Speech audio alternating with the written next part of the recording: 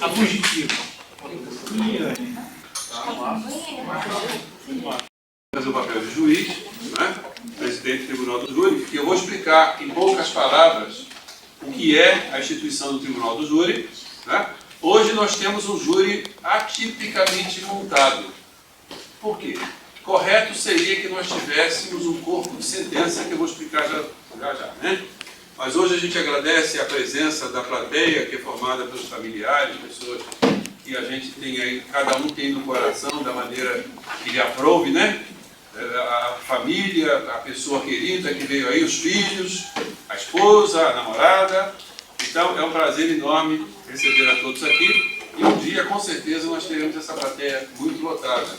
A gente tem inaugurado as primeiras turmas de Direito da faculdade, né? E é um prazer receber a todos e que essa casa seja a casa de extensão da sua casa e futuro de formação dos seus filhos, né?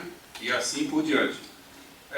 O Tribunal do Júri, como a gente não tem a presença do Conselho de Sentença, que seria o corpo de jurados formado por 7 pessoas, parte de uma contagem inicial de 21, que são, dentre os quais são escolhidos 7 para a formação do júri. Após a rejeição, o oficial de justiça apregoa os nomes e tanto a defesa quanto a acusação, ou seja, o Ministério Público, pode rejeitar até que se chegue no consenso. Eu dei um exemplo aqui agora há pouco, imaginem os senhores ou senhora, que um homicídio praticado contra uma mulher, se a defesa ia deixar formar um jurado só de mulheres, né?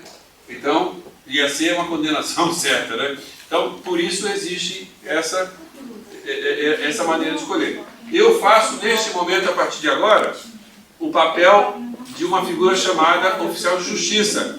O oficial de justiça é aquele que apregoa o júri. Ou seja, ele apregoa o caso, faz um breve relato, e ele faz todo o papel de anfitrião no lugar do juiz.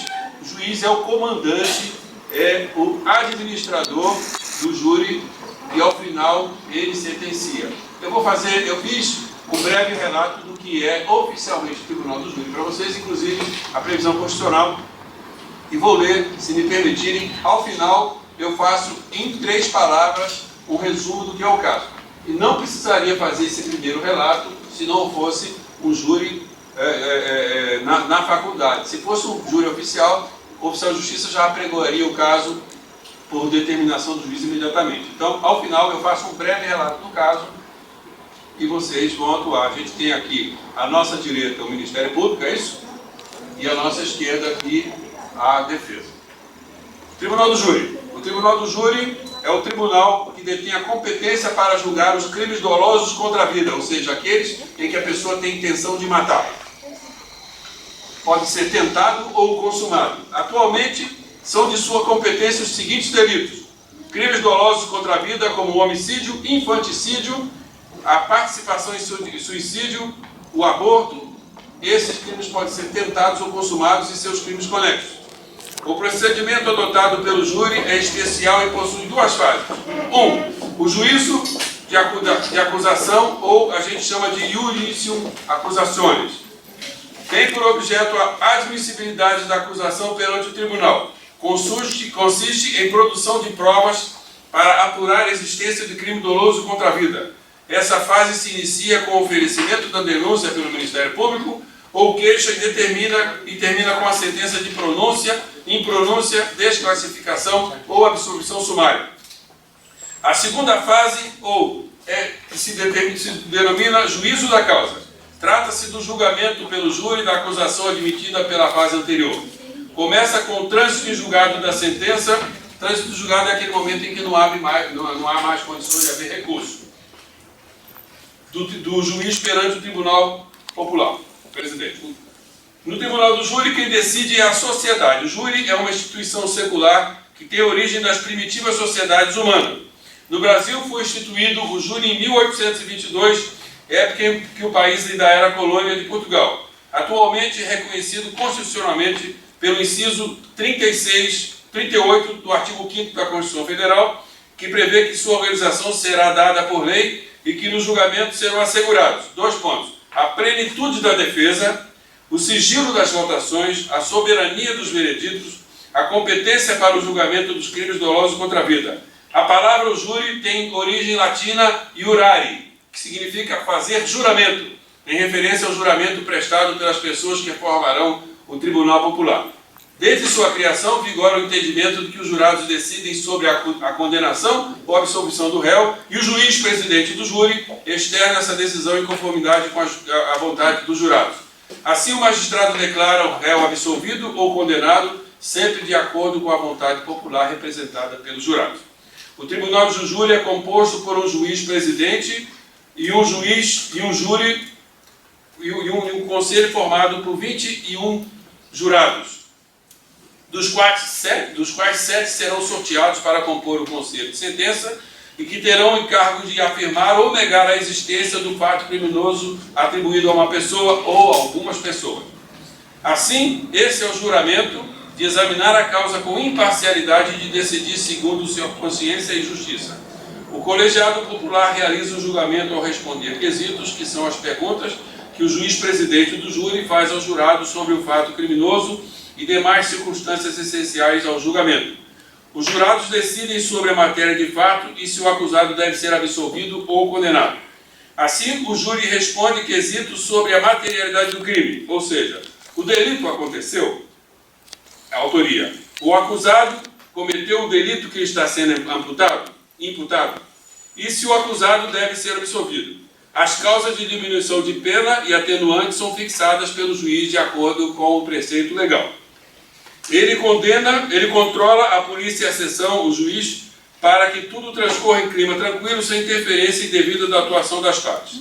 Antes da votação dos quesitos, cabe ao magistrado explicar aos jurados o significado de cada pergunta e prestar algum esclarecimento.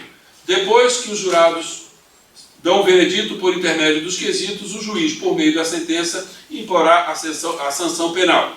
Assim, o presidente do júri faz uma gradação da sanção estabelecida na lei, segundo circunstâncias elementares ou qualificadoras evidenciadas anteriormente pelos jurados. Por fim, o juiz declara o réu inocente ou culpado de acordo com a vontade popular e aplica a lei penal ao caso que, por ser produto da atuação de representantes eleitos, também expressa a vontade da sociedade.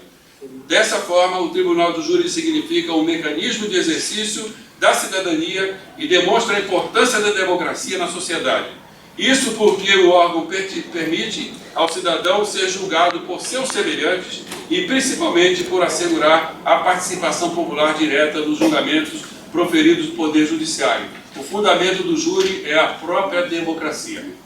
Agora, por fim, Excelência, um breve relato sobre o caso.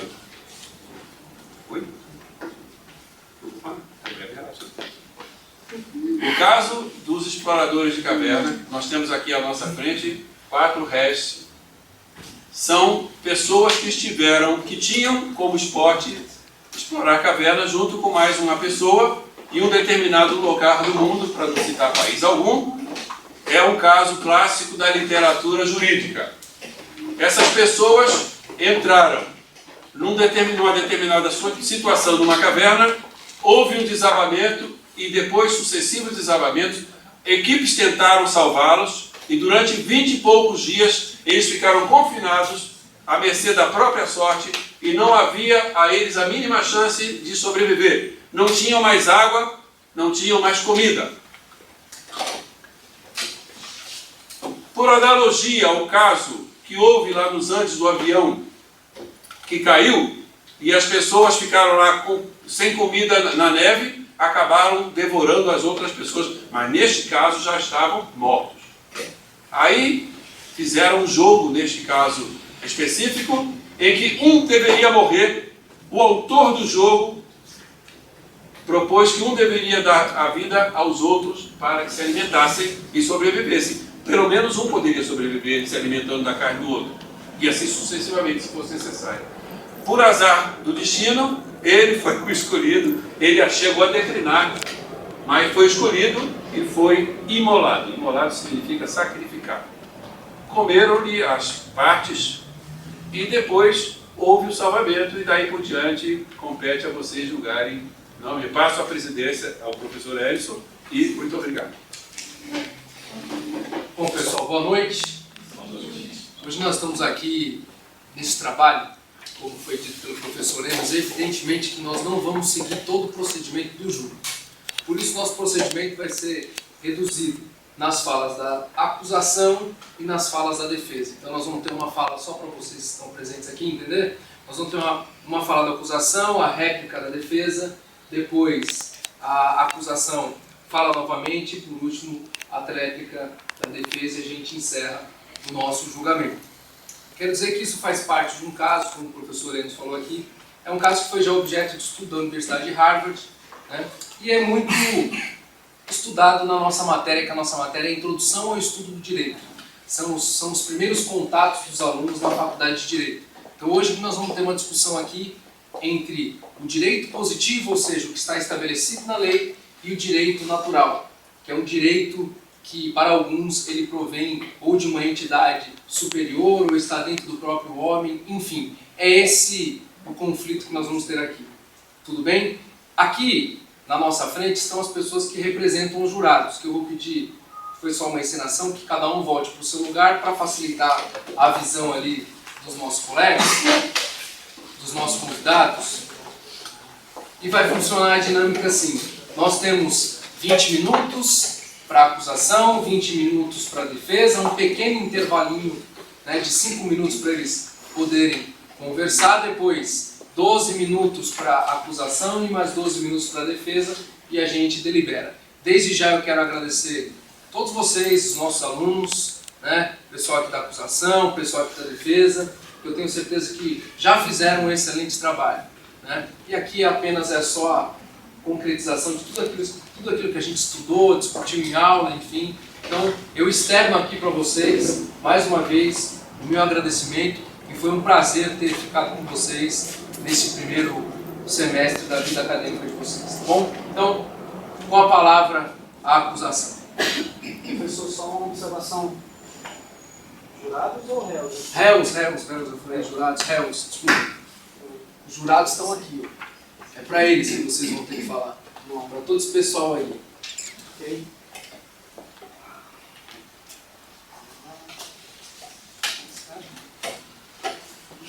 Vossa Excelência, boa noite. Tá? Boa noite, senhores defensores. Já que é aula, Sua Excelência. Sua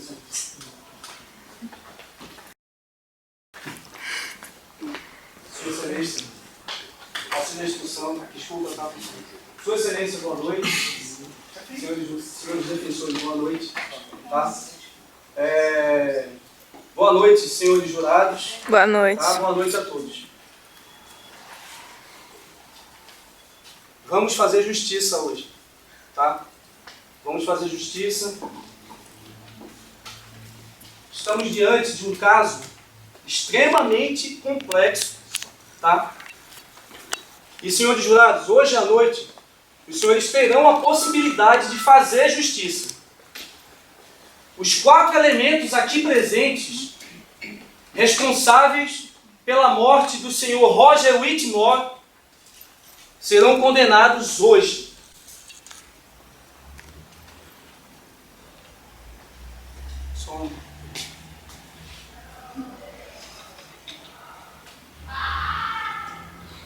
O caso é tão complexo que eu me emociono. Nossa.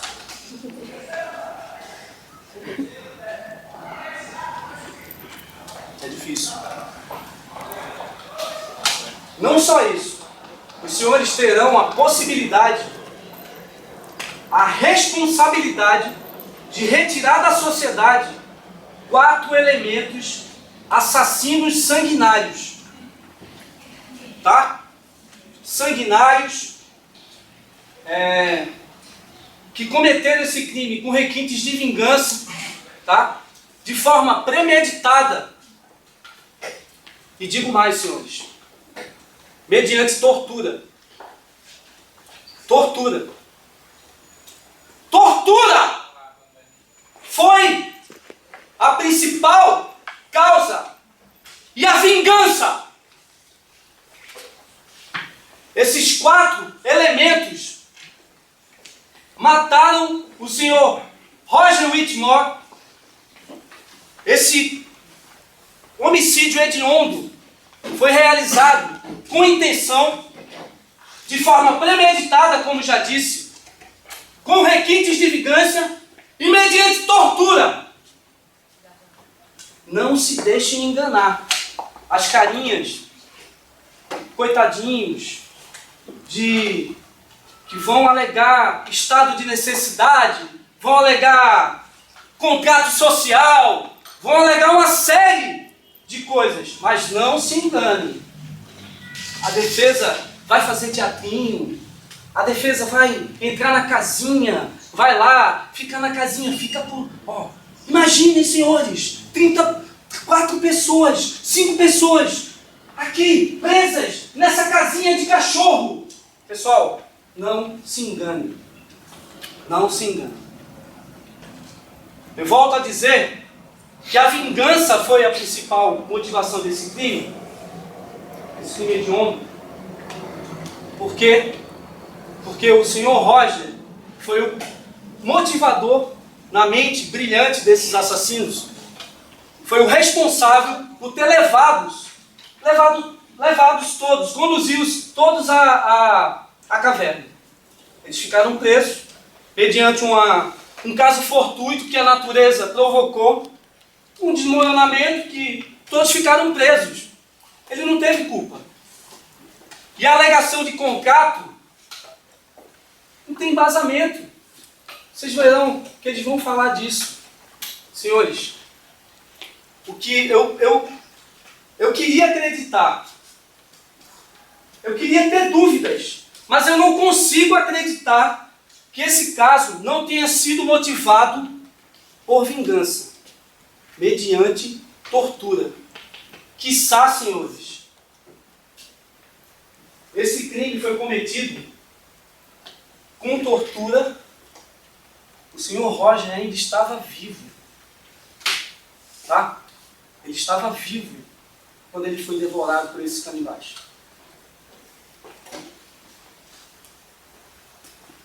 E o que mais me deixa indignado é o rostinho da defesa de sorriso, como se fosse uma coisa tão normal. Maravilha. Um grande respeito pelos familiares presentes, os familiares que estavam aguardando ali, não só do Sr. Roger Wetmore, mas dos réus também, que aguardavam ansiosamente pela volta dos 5 para casa, né? Mas só 4 voltam. Me intriga ver esse sorriso na cara de vocês, no rosto de vocês. A frieza que vocês têm. Não é, colegas advogados? Mas vamos para o que. Como nosso amigo disse, nosso colega Márcio disse, os réus cometeram um crime com requintes de crueldade. Crueldade essa que aos olhos da sociedade falo com convicta certeza, senhores e senhoras aqui presentes, que é repugnante, que é horrendo aos olhos da sociedade comum. Comer a carne de um homem.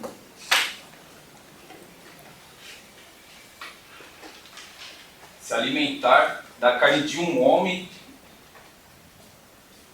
que eles conheciam.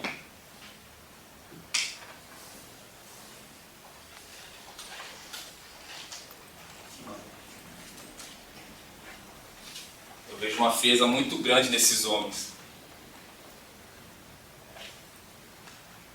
Muito grande. Em respeito às famílias, senhores jurados, e em respeito às suas famílias, não só a família de Roger Wetmore, mas a família de vocês também. Vocês têm o dever de condenar esses 4 assassinos nesta noite. E cometer esse ato. Agora, vamos colocar no lugar de familiares do Sr. Roger Wetmore. Você vê aquele desembaraçar, aquele desenrolar todo da história. 10 homens foram mortos, morreram para que 5 vidas fossem resgatadas. Somente 4 saem de lá. Infelizmente, a família do Sr. Roger Wetmore, vamos dizer assim, tomou prejuízo. Que lindo, né?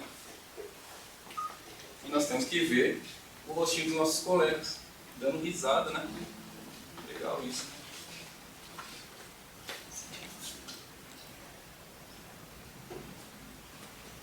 Senhores, o que eu falo aqui é muito sério. Será que nós, como cidadãos, vamos conseguir andar pelas ruas, avenidas, dobrar uma esquina com esses quatro réus transitando no meio de nós? Será que a gente vai ser capaz? Que nós seremos capazes? Será que nós teremos tamanha hipocrisia de olhar esse homem sendo um instrutor de camping dos nossos filhos? Ou até mesmo o tio da perua, olha só, levando o seu filho dentro de uma perua escolar para o colégio.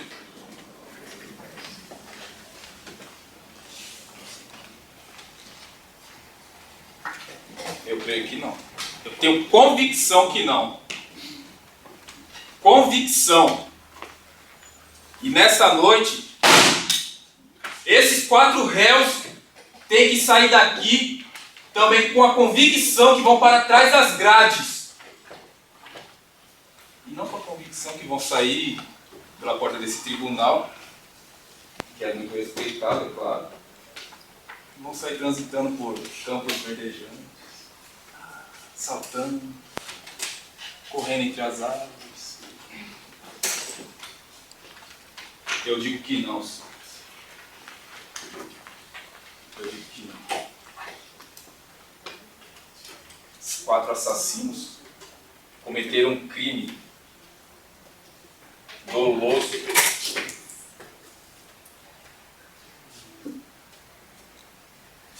premeditado. Podem rir, deem risada. É engraçado, né? Podem rir.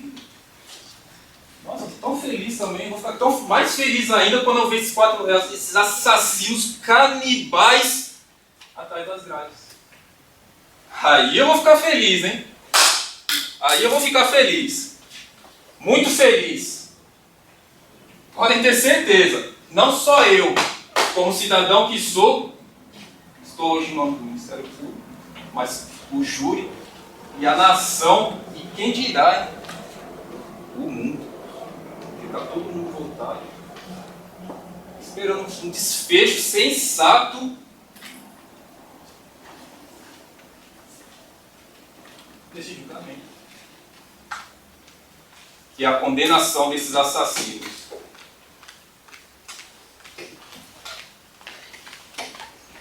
Boa noite a todos.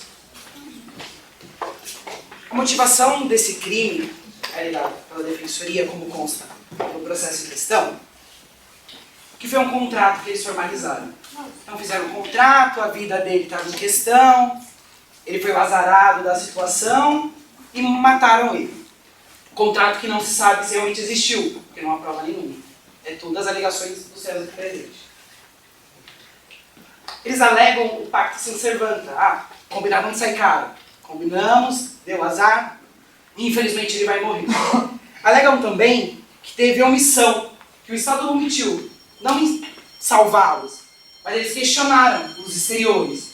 Chamaram padres, chamaram médicos e questionaram. Se a gente propor matar um para sobreviver, é legal? A gente pode fazer? Só que não teve resposta.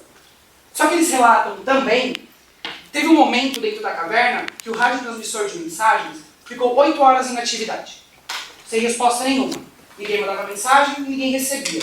Agora eu pergunto a vossos senhores, será que foi respondido as perguntas e essa resposta não chegou a eles? Porque 8 horas ficaram sem atividade nenhuma.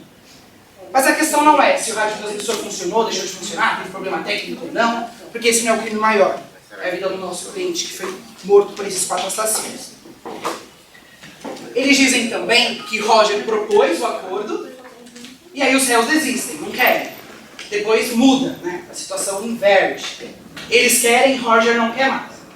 Roger, ele se nega a fazer o acordo. Porque ninguém aqui vai querer dar vida para 4 assassinos que vão te comer futuramente. Então você já vai estar morto. Mas eles questionam, a gente pode jogar o dado por você? E ele concorda. E causa estranheza porque quem se nega a morrer vai concordar que outra pessoa joga os dados por ela. Não tem meio que conexão os dois. Meio água e óleo, sabe? Você junta os dois e não consegue juntar um no outro. Mas vamos então ao contrato. Não sabemos se existiu, mas se existiu, ele tem que ter fundamento jurídico. O artigo 104 do Código Civil, ele vem trazer o que é necessário para ter um negócio jurídico. Agente capaz e objeto lícito. Agora a pergunta que eu deixo para os defensores. Será que matar alguém é lícito? A gente parar para analisar. Porque se tem um contrato, ele tem que ter todos os requisitos necessários para ter validade jurídica. Então, se teve um contrato, tem que ter esses requisitos. Teve agente capaz? Teve. Mas teve objeto lícito? Será que tirar a vida de alguém é lícito? O que já é sabido por todos que não, tanto que é previsto no Código Penal. Com um crime, tendo sanção de 6 a 30 anos. Agora eu questiono. Se sairmos daqui hoje com estes 4 assassinos livres, estaremos então positivando que matar alguém pode ser colocado no contrato?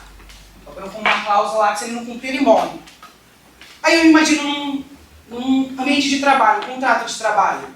Então, se por algum momento eu for falho numa prestação de serviço, o meu prestador ou o meu tomador de serviço pode me matar?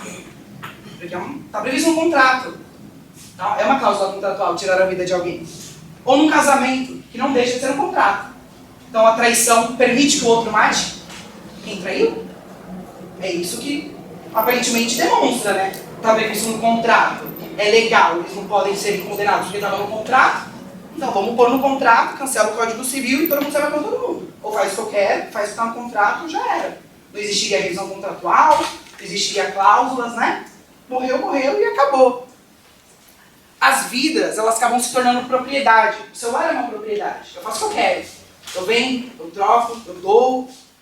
Se a gente colocar isso num contrato positivo, a ponto de tirar 4 assassinos, canibais, porque estava no contrato, então a vida ela se torna uma propriedade, ela não é mais um bem fundamental.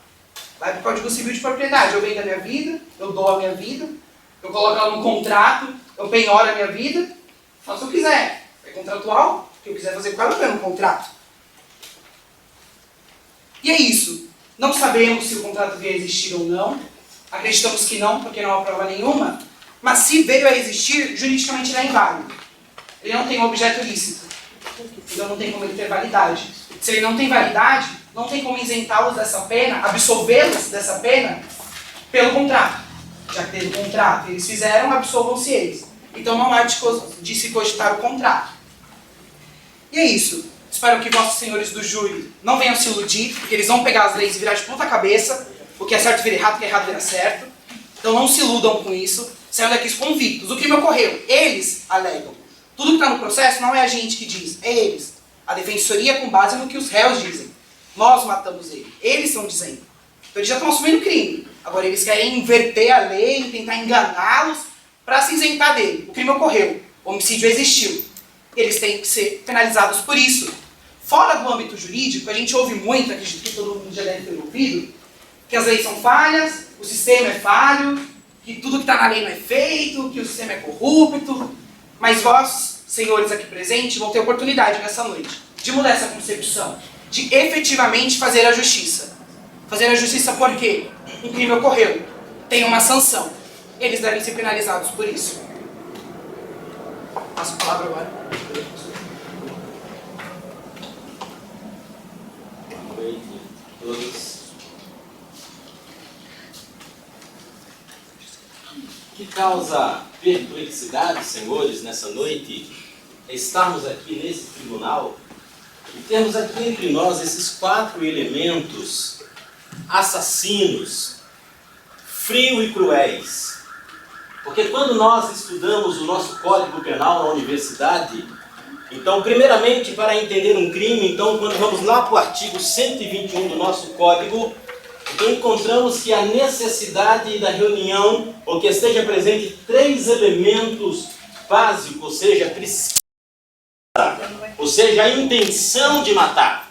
E o que estamos presenciando nessa noite, que a promotoria, segundo a fala do eminente doutor Eduardo Cabral, do Rio de Janeiro, ele disse que o papel é do Ministério Público, ou seja, do promotor. Ele é o indormida sentinela da sociedade, cuja sua atuação na luta pela lei e o direito trava a eterna batalha da justiça contra as forças do mal. E eu quero dizer, senhores, que nessa noite o mal está presente aqui. O mal está sentado entre nós. O mal está aqui para intimidar. O mal está aqui nessa noite para nos intimidar, olhando para nós, para que nos calemos diante deste crime bárbaro e hediondo. Mas o Ministério Público, ele tem formado a sua opinião mediante a lei e a prova. Então, senhor, alguns dizem não, porque é papel do Ministério Público julgar, ele tem a sede em julgar, mas não, assim como o juiz. Então, serenemente, o Ministério Público, ele forma a sua opinião mediante a lei e as provas. E as provas que temos aqui são contundentes, elas são reais, elas são verídicas, elas são irrefutáveis. Que esses 4 elementos aqui presentes não podem permanecer no meio da sociedade, nem aqui poderiam estar, senhores. Porque só de aqui, os jurados, ou seja, só de aqui, aqueles que estão sentados, ouvindo, prestigiando, já estão intimidados com a maneira como este crime foi cometido.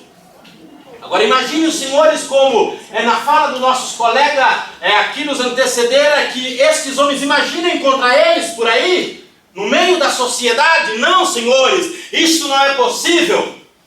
Não é possível por quê? Porque nós estamos diante de uma lei, porque a nossa lei é fruto de lutas travadas, de discussões na filosofia, na sociologia, então estudiosos de antropologia, então durante o desenvolver da nossa história. Então o nosso sistema legal foi construído e nós então nos voltamos a ele e respeitamos-o.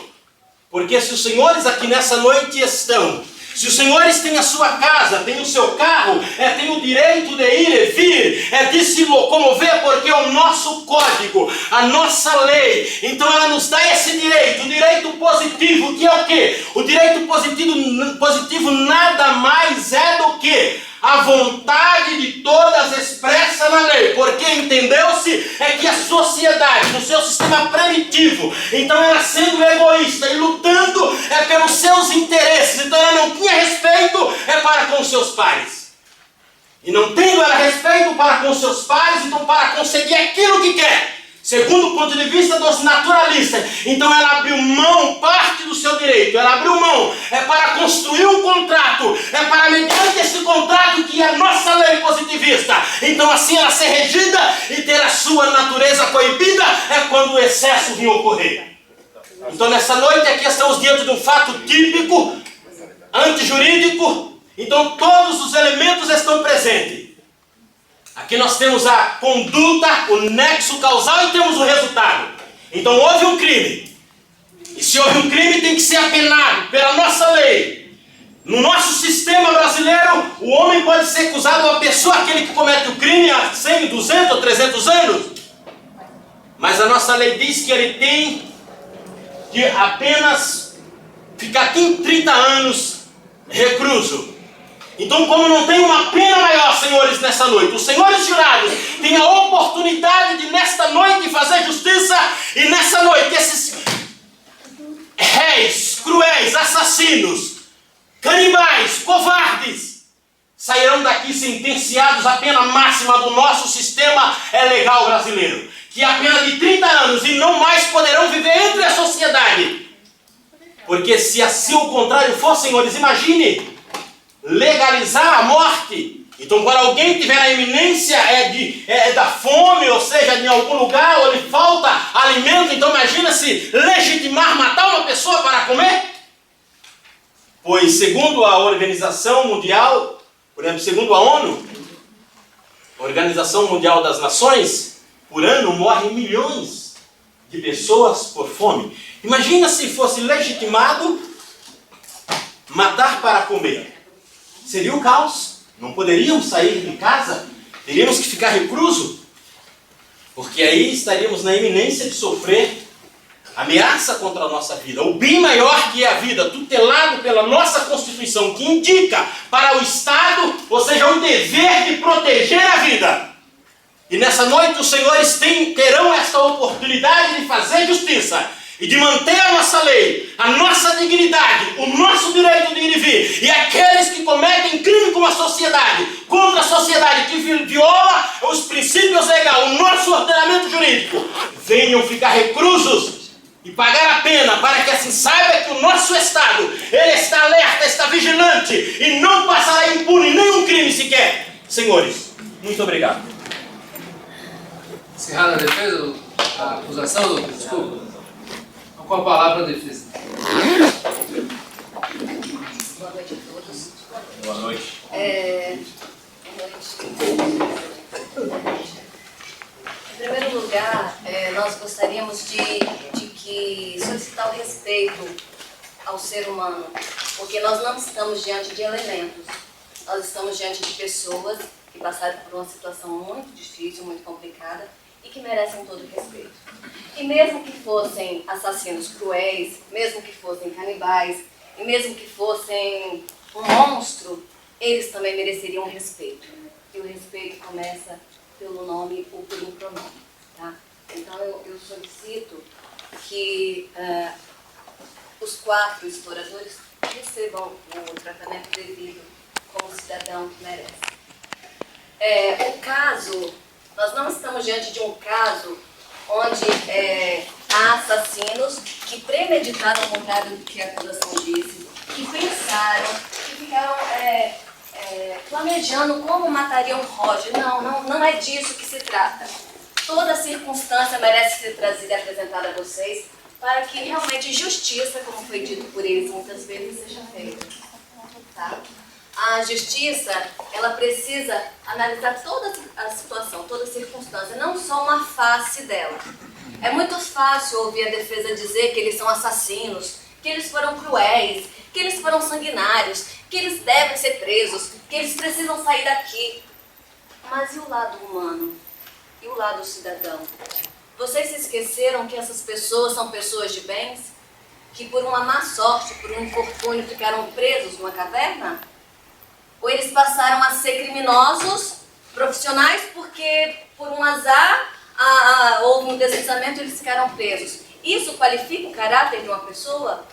Então quer dizer que se nós cairmos num bueiro e ficarmos presos lá, nós deixamos de ser cidadãos de bens e passamos a ser assassinos? É isso que define? Toda a história que eles tiveram, que eles construíram, é apagada. Porque, infelizmente, eles ficaram presos numa caverna. E a partir de então, eles são qualificados como assassinos, frios, canibais. Me admira muito a acusação ter esse olhar sobre o cidadão, porque aqui nós estamos para analisar e ser justo. E ser justo é dar o direito de um outro também poder dizer o que aconteceu. O que o levou a ter essa atitude? Tá? Então nós precisamos ter esse olhar. E é esse o papel da defesa. Trazer para vocês, jurados, toda a situação. Não apenas uma parte. Se nós trouxermos uma parte, eles vão ser os bonzinhos, eles vão ser os coitadinhos, e não é esse o nosso objetivo. Dizer que são coitadinhos, que são pobrezinhos, não, de forma alguma. O nosso papel aqui é apresentar a vocês tudo o que aconteceu com esses homens, desde o dia que houve o deslizamento, e a situação pelas quais, as situações pelas quais eles passaram. E analisar se no lugar deles, qual atitude, qual decisão nós tomaríamos. Tá?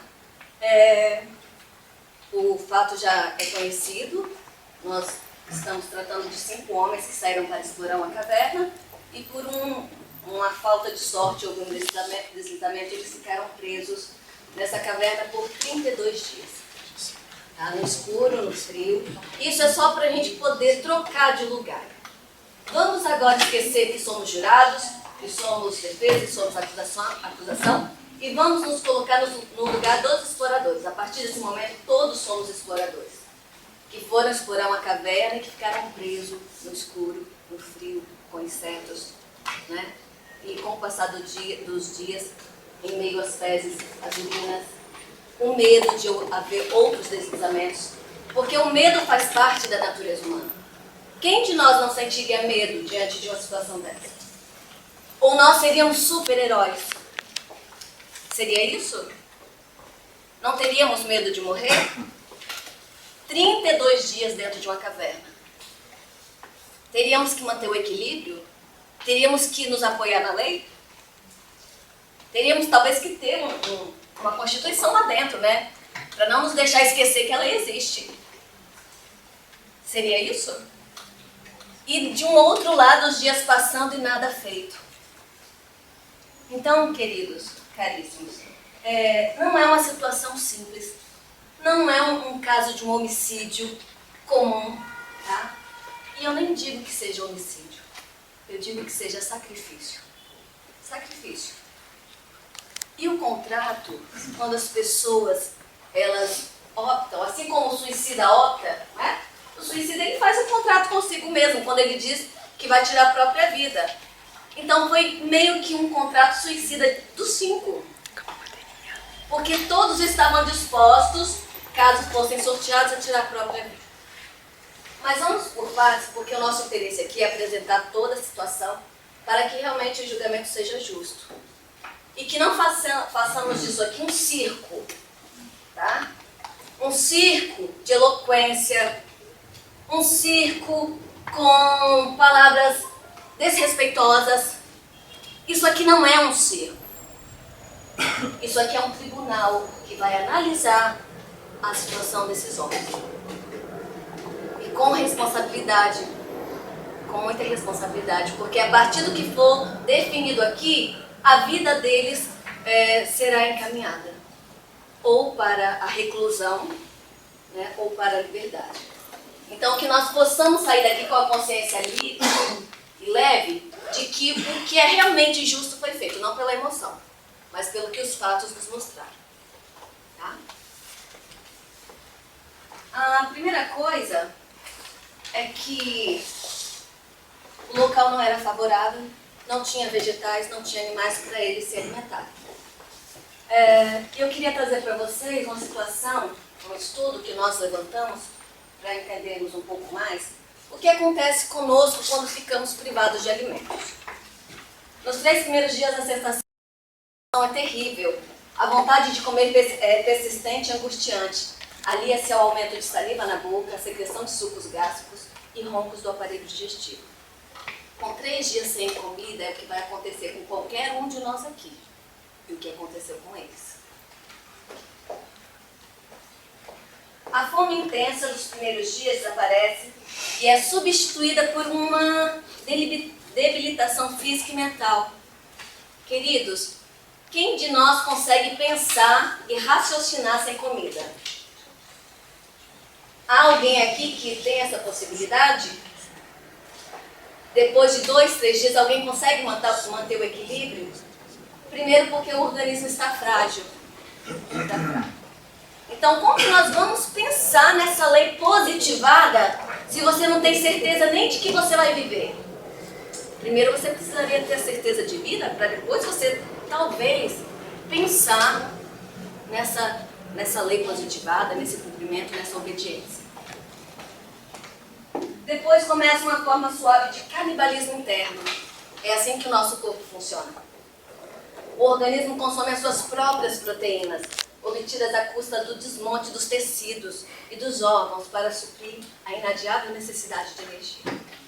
Então, após um período sem comida, o próprio organismo começa a se alimentar da sua reserva de energia que ainda tem. Mas isso é por pouco tempo, já que eles ficaram lá 32 dias. Após 10 dias, um indivíduo pode perder até 10% da proporção do seu peso. Se um desses homens tinham por volta de aproximadamente 70 quilos, em 10 dias eles perderam em torno de 7 quilos. Considerando que eles ficaram lá 32 dias, então façamos as contas. A cada 10 dias, 10% do seu peso.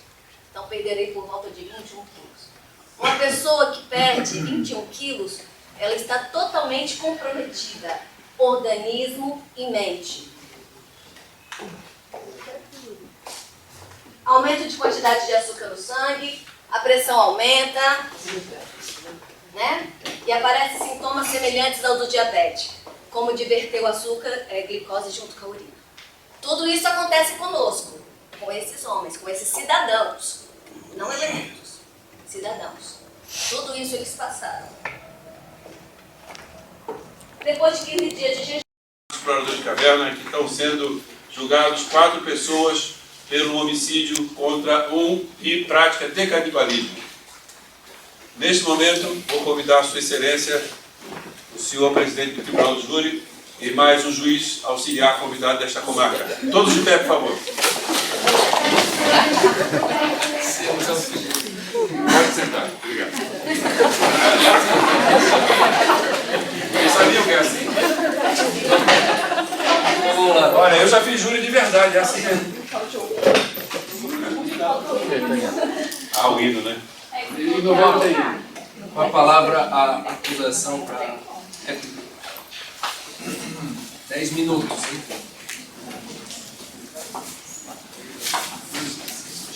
Continuando, boa noite a todos. Boa noite. Senhores, eu quero manifestar de início a minha indignação